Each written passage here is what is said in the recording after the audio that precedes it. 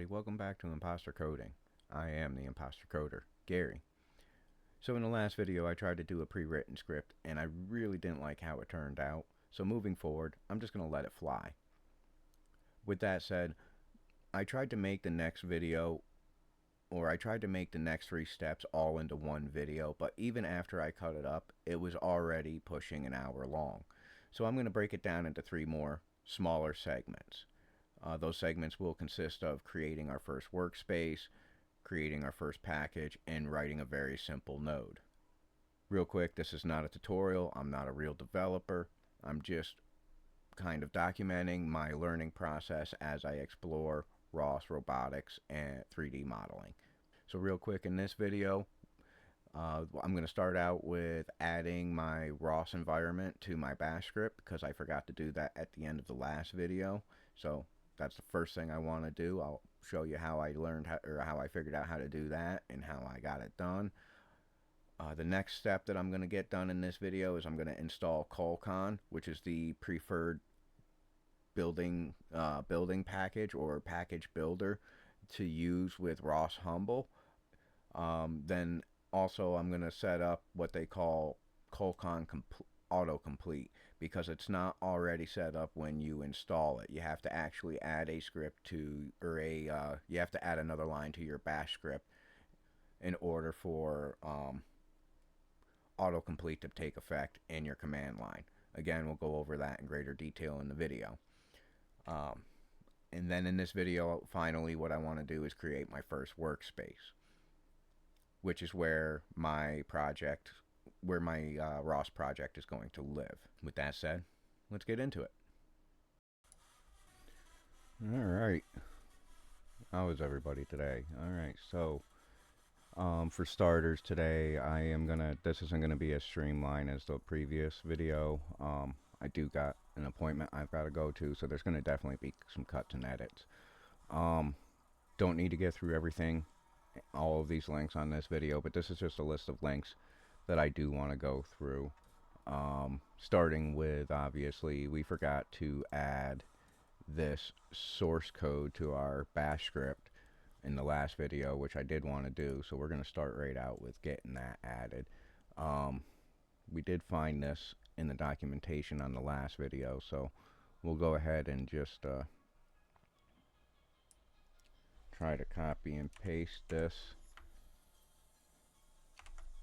up into our browser and refine this page. Cool.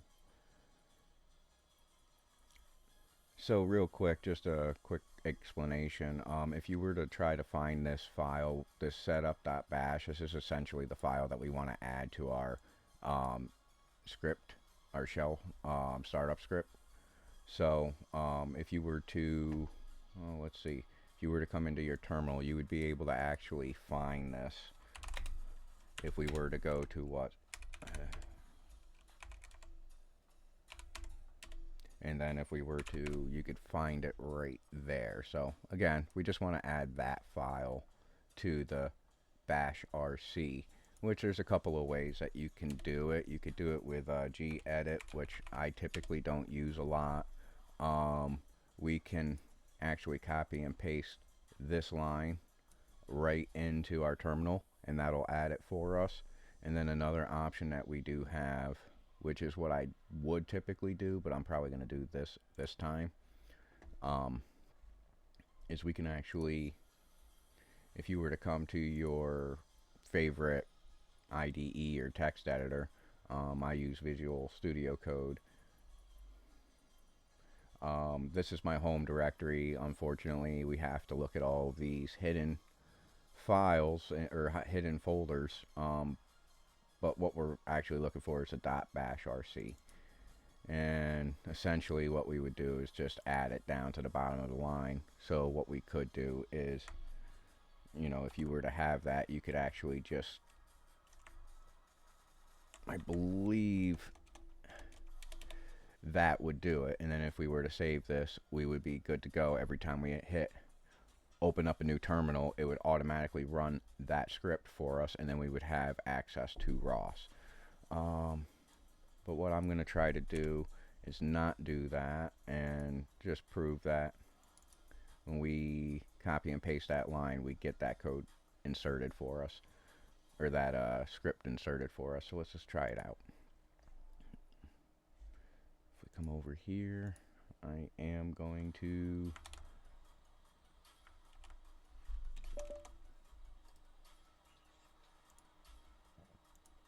so we're going to echo the source script into our bash RC file.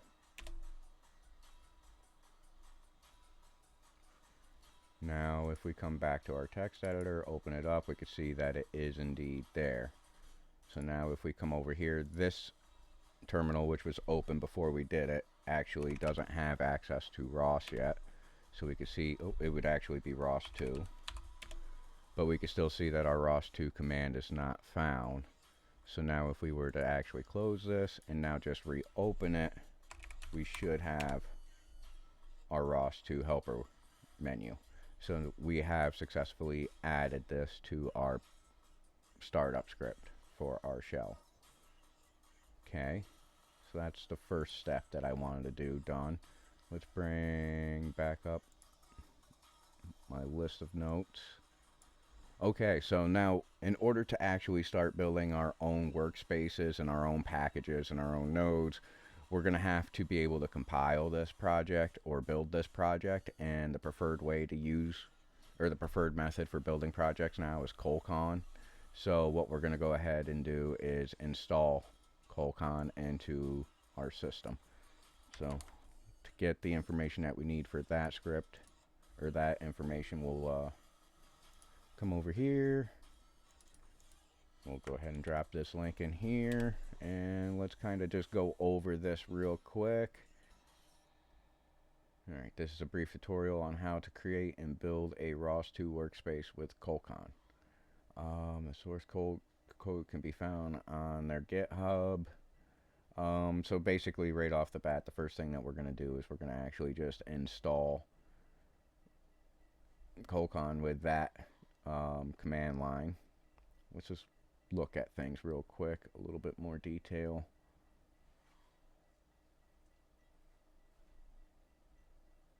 Okay, so yeah, after we install Colcon, the next step would actually be to create a directory. Now if we look,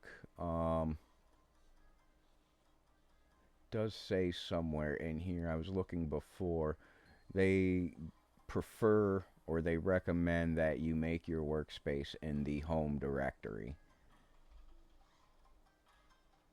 So I know it's a little inconvenient, because if you were to have multiple workspaces, you could definitely get your home directory stacked up with projects and folders if you were to have more than one. But that is the preferred way, or the recommended way by ROS, for you to install your set up your workspace. And I do think it has a lot to do with the way the underlays and overlays work with one another. So we will just follow the recommended setup procedures. So with that said, let's just go ahead and get this installed. We'll bring open our terminal, and we should really only have to paste that into our, and then we'll have to enter our password.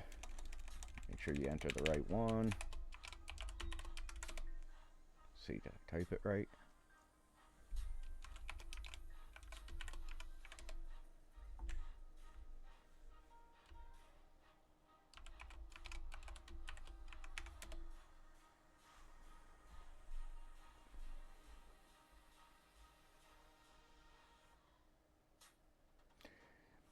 So I'm not sure if this is something that you will get or not, because apparently it's already installed onto this PC. I never did install it, so maybe it came with ROS2 Humble already. I'm not 100% sure.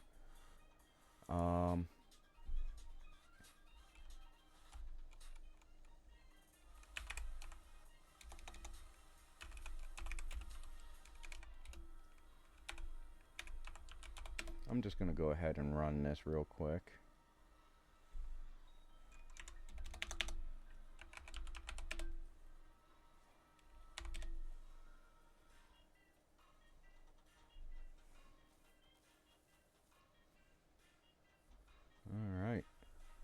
looks like we did have some stuff that we were able to upgrade, so that's kind of cool.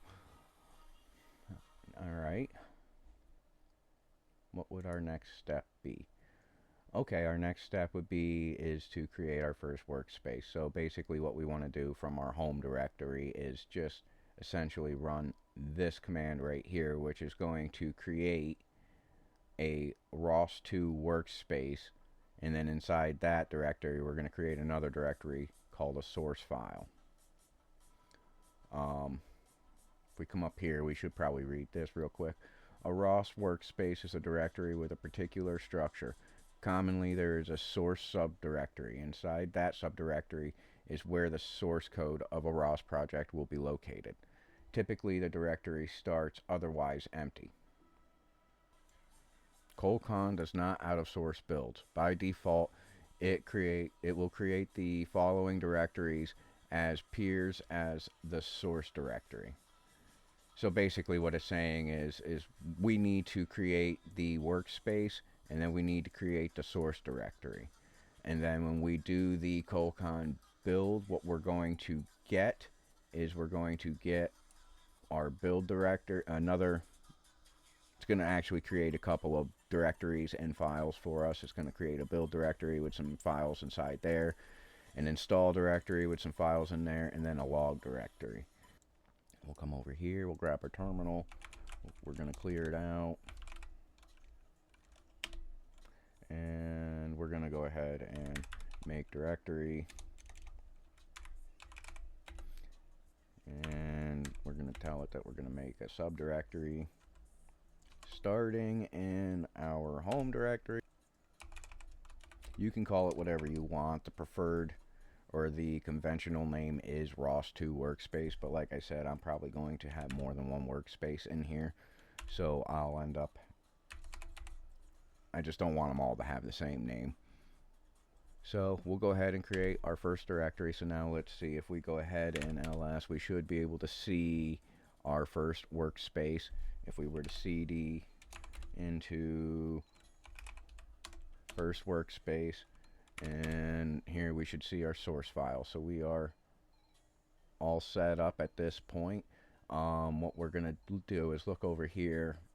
This is where we're going to go off the beaten path, because what they're going to tell us to do is, let's see, they want us to clone a project here. I don't like cloning code, not because I'm afraid of what I might be downloading, but because I just like to, you know, if I'm going to learn something, I'm going to learn better if I do it myself rather than just copy and paste someone else's code.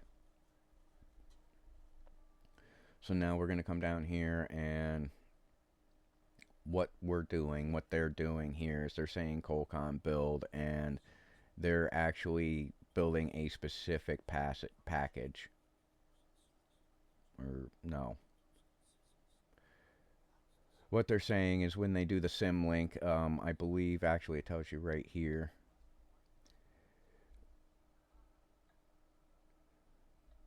Colcon supports the option of symlink-install.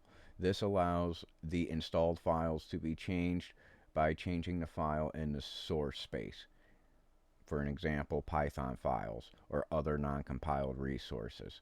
So what it's basically saying there is if you were to build the project with symlink install as an option, if you're building in Python, when you finish or you save a Python file, you don't actually have to rebuild the project for that change to take effect. Now, if you're working with C++, which is a compiled language, you're going to have to rebuild your project every time. So, and then it, you know, shows you what to expect, and it shows you how to test it. What we're going to go ahead and do is just Colcon build, which is going to build our project for us, and then we're going to create our own packages.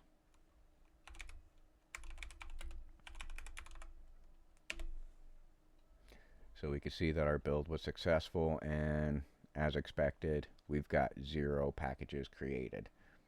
And now this is where we're going to go on to the next step of the process, and that is we're going to actually add autocomplete, Colcon's autocomplete feature, to our bash RC. So basically what it means is Colcon comes with an autocomplete feature that's not automatically set up for you. So when you are, I guess you could say, like, if we were going to be typing in Colcon, I didn't mean to close that. If we were going to be typing in Colcon, where'd it go? It's up here. Dash dash symlink, like right now, we don't get a autocomplete. So what we want to do is we want to actually set that up. I accidentally just closed that file that I needed. So you're going to get this fine. Watch me dig it back out.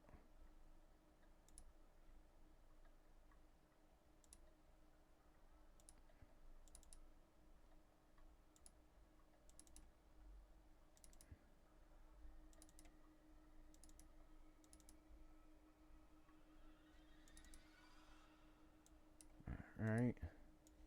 Let's see. What do we want? We want the auto completion link. Come over here. Drop it in there.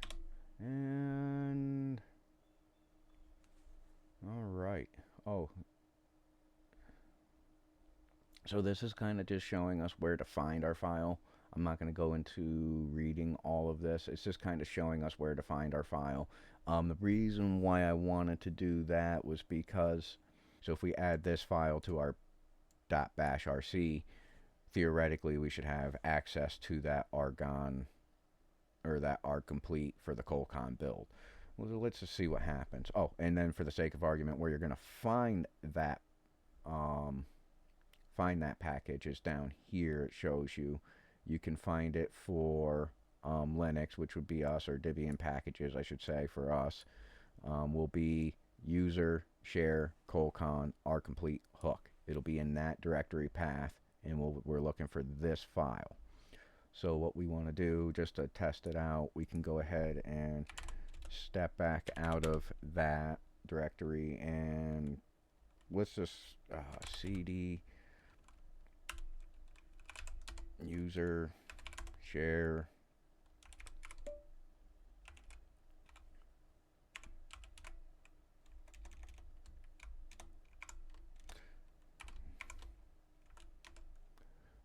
hook, and then if we go into there, if we hit ls right here, that's the file we're looking for. So essentially what we want to do is we want to add this bit with this file to our source code, kind of like we did before to our bashrc. So like if we come here and here's our bashrc, what we would want to do essentially is add it to that our bashrc, just like we did here. So again, we could do it multiple ways. We could use gedit. We can echo it in. This time what I'm going to do, just for the sake of showing a different way, I will go ahead and add it this way. So we're going to do source user share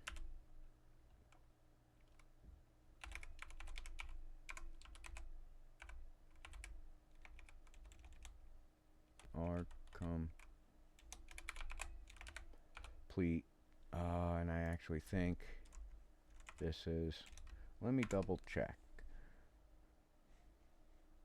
Should be actually, no. Actually, yeah, it should be right here. Yeah, so we're looking at colcon underscore arg-complete hook, and then the file is a hyphen. Okay, so argon underscore colcon, okay, arg-complete.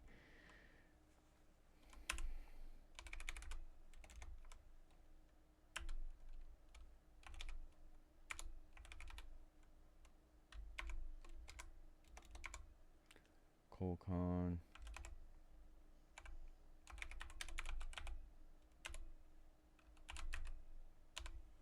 if I'm not mistaken, that's what we want. And actually what we could have done, now that I'm thinking about it, just to make sure that we didn't have any typos, we could have probably just copied this and then copied that.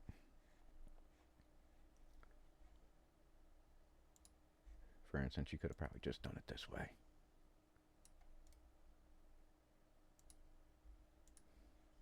But either way, that should work. We'll go ahead and make sure that our file is saved.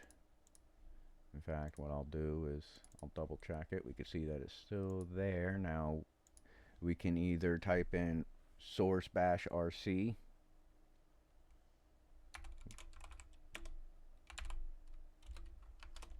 or we can open a new terminal.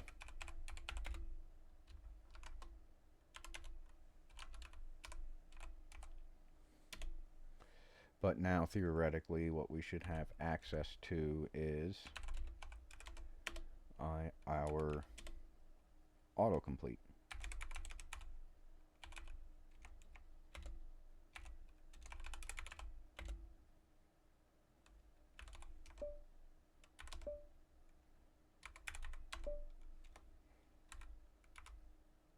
Oh, it'd help if I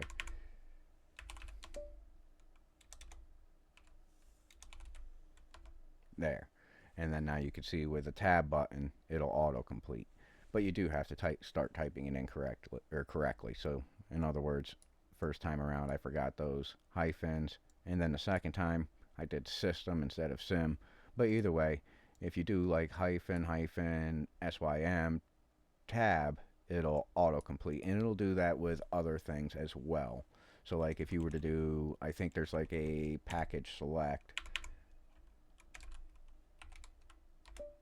packages select, and then you could, you know, all your options, you should be able to just autocomplete tab right through. Alright, thank you for tuning in to another episode of Imposter Coding. If you liked this video, or if it helped you out, or maybe even if it inspired you to maybe take on some new challenges of your own, please feel free to smash that like button. Now, if you want to follow along or just stay up to date with my learning process or see where the builds are going, go ahead and subscribe to my channel so that way you can stay up to date with every video that I post. Alright, and then until next time, stay coding, stay happy.